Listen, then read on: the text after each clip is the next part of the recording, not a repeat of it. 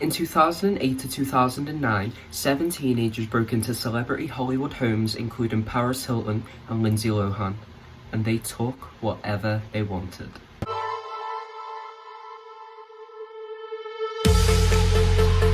Did you hear what Paris Hilton said today? She said, like, if she ran into you guys, she doesn't know what she would do because she's not confrontational, but basically she'd say that you guys need help and she still wants her stuff back.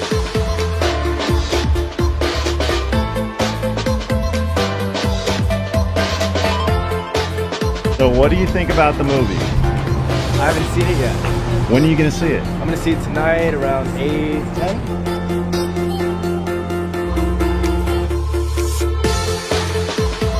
8th grade was the first time I had tried cocaine, and I snorted a little bit of meth, heroin, Oxycontin, meth, 2CB, 2CI, acid, shrooms, MDMA. I know that there's more, but I can't think of them all off the top of my head. All information in this video is just things that I have found online and put into a video for you so that you don't have to read it, you can just watch me say it. I do not know any of this information to be true, I was not there when these things happened, and it is all alleged as far as I am aware. Hi everyone, it's I, the Brat, and welcome back to another video. This video is going to be focusing around the infamous Bling ring. Now if you don't know what the Bling ring is, you will at the end of this video. So let's just dive right on in, and the first thing I'm going to be speaking about is who are the Bling ring? Well, the Bling ring consisted of 7 teenagers who all had one thing in common.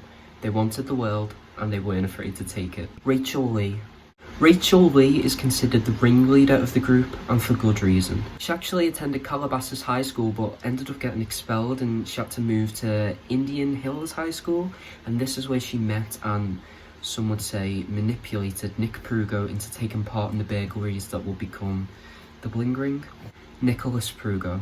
Nick Prugo was apparently really introverted and quite timid and shy, but he was also expelled from Calabasas High School for just not attending, and actually coincidentally he ended up at the same school as Rachel Lee, Indian Hills High. Rachel and Nick actually got talking and they found themselves bonding over things like celebrities and fashion, and they were just obsessed with the glam lifestyle. Rachel actually accepted Nick into her friend group and introduced him to the rest of her friends, who collectively would go on to burgle many celebrities. Alexis Nears, I hope I'm saying that right. Alexis Nears was played by Emma Watson in the movie of the Bling ring, and she was actually a good friend of Rachel Lee. See a pattern? She was kicked out of her home at one time for smoking Oxycontin. I hope I said that right as well, because I've never took the thing, so I don't know. She claims the police didn't actually find anything to connect her to the robberies of the Bling ring, but police say that they actually found multiple possessions not only on her and her sister Gabrielle, but also on their adopted sister Tess Taylor. Diana Tomeo. Diana was actually student body president and she had a promising future, but she was known for getting into fights, and her and Rachel Lee actually were previously charged for robbing a Sephora store and they were put on probation. She was in the country illegally and police actually threatened her with deportation if she didn't cooperate in the investigation of the Bling ring. Finally, we have Courtney Ames, her boyfriend Johnny Ajar, and their friend Roy Lopez Jr. Courtney was an old friend of Rachel's, and her boyfriend Johnny was actually selling the possessions that they stole for cash. Although Johnny wasn't actually involved in the burglaries, their friend Roy was alleged to have stolen $2 million worth of clothes and jewellery from Paris Hilton's house, and he was actually their reseller, so he was selling the items on that they would steal. Same thing that Johnny was doing in a way. So Johnny and Roy would actually take the possessions that they were given by Courtney and the rest of the group, and they would sell them on for cash, and I'm guessing that they would all just split the money. I'm not too sure about that, but that seems most likely. And it's not even as if Roy just took, like, you know, a few things from Paris's house. He stole over $2 million worth of jewellery and clothes. $2 million. Like, that's a lot of money.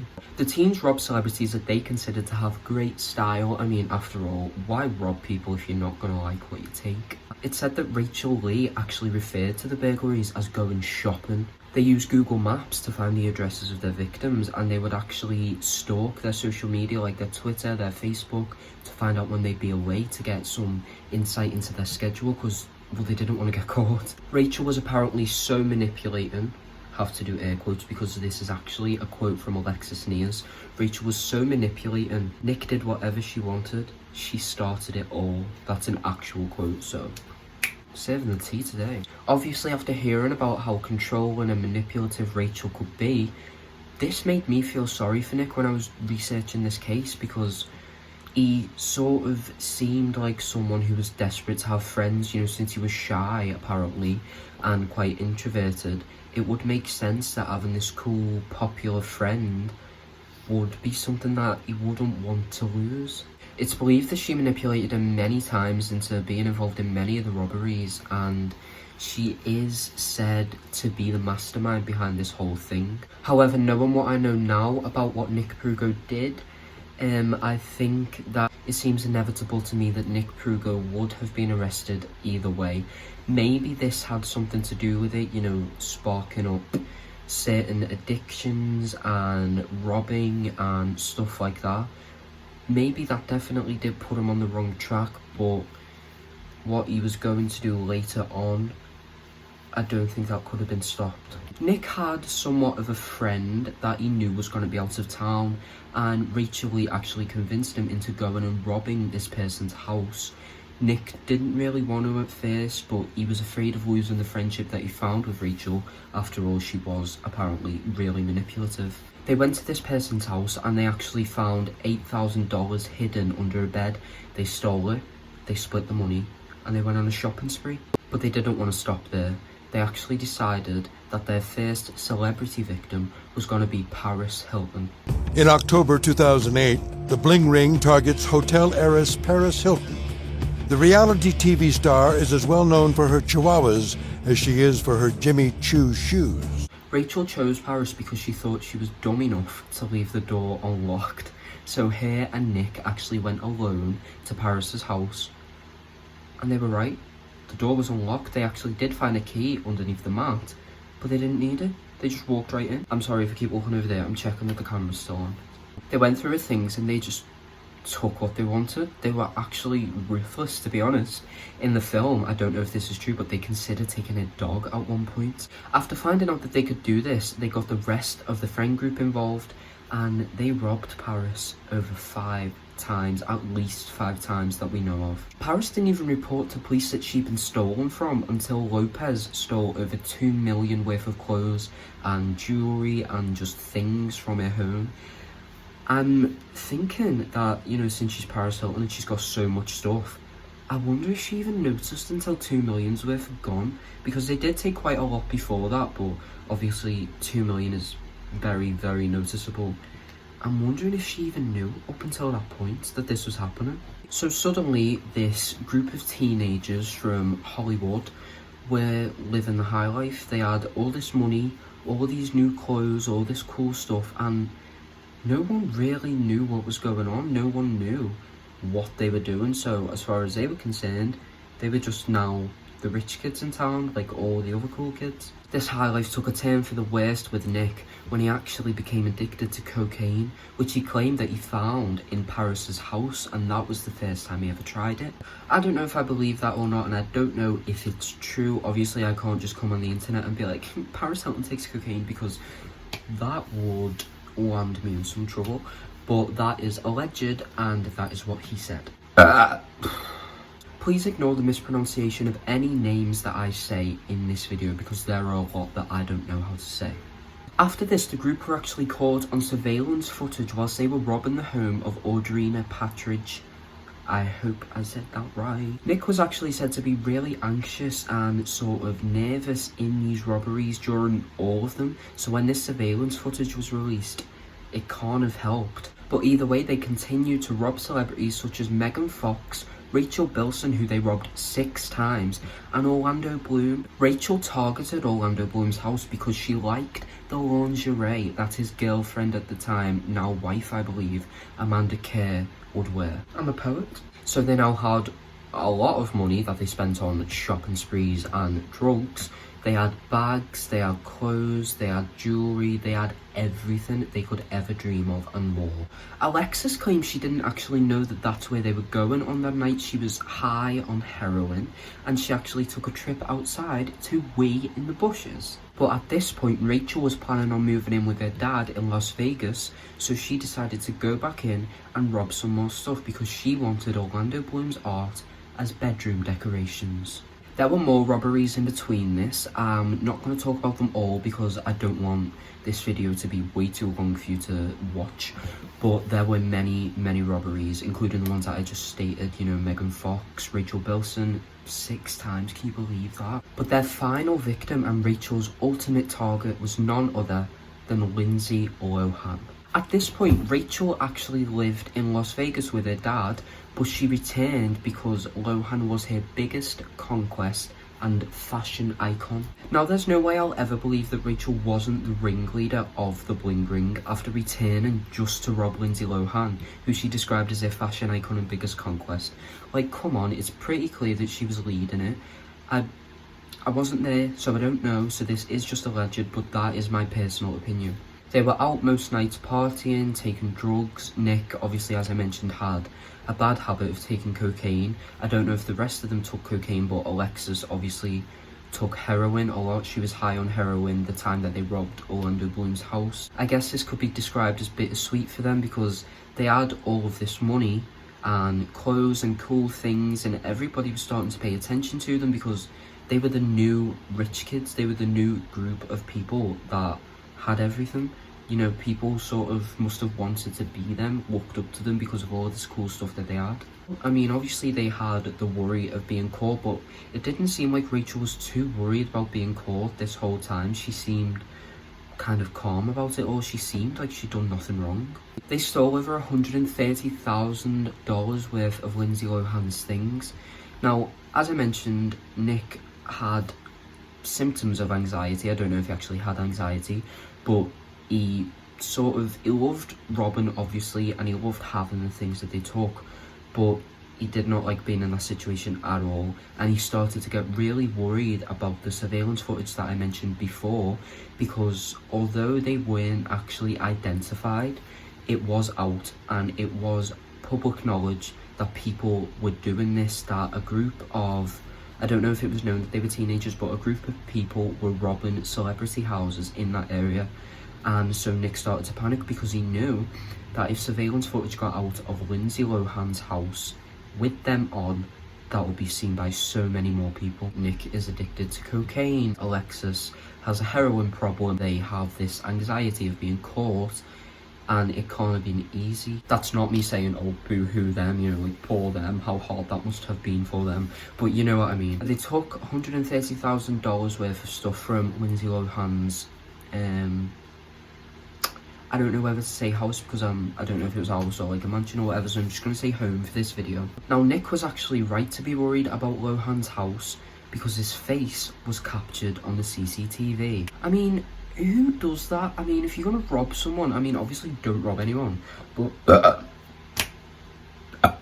if you are going to cover your face, my God. An unidentified source actually told police that Nick and Rachel were behind the robbery of Lindsay Lohan, and police were able to confirm this by looking at the CCTV footage. It was clearly Nick's face, and they were able to confirm through Facebook that they were friends. Rachel and Nick were friends. I said that weird, I'm sorry. Nick was arrested and actually denied any involvement in the Bling Ring burglaries, but stress got to him, he cracked, and he admitted everything. He actually admitted to police about robberies that they didn't even know had happened, and he also stated that there were more targets on the list yet to be robbed. This list included Miley Cyrus, Zac Efron, and Hilary Duff. 2 weeks later, after the police had the correct warrants, the rest of the group were arrested. Apparently, Rachel was asking hypothetical questions to the police, such as, what could happen to me if I give you the information that you want?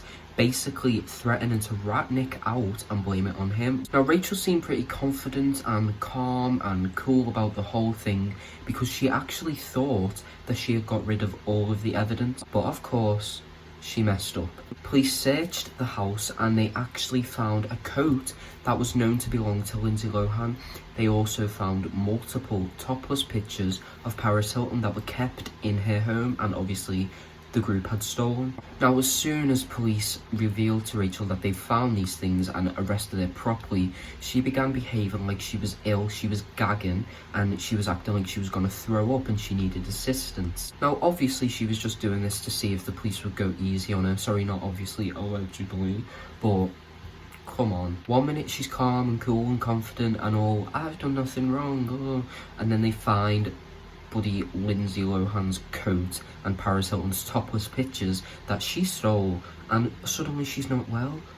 Coincidence? Johnny was facing multiple charges, including selling cocaine and possession of a firearm. He was given 3 years in jail, but he only served 1. Alexis Neas pleaded no contest to residential burglary. She was sentenced to 180 days in jail, 3 years probation, and had to pay $600,000 of restitution to Orlando Bloom.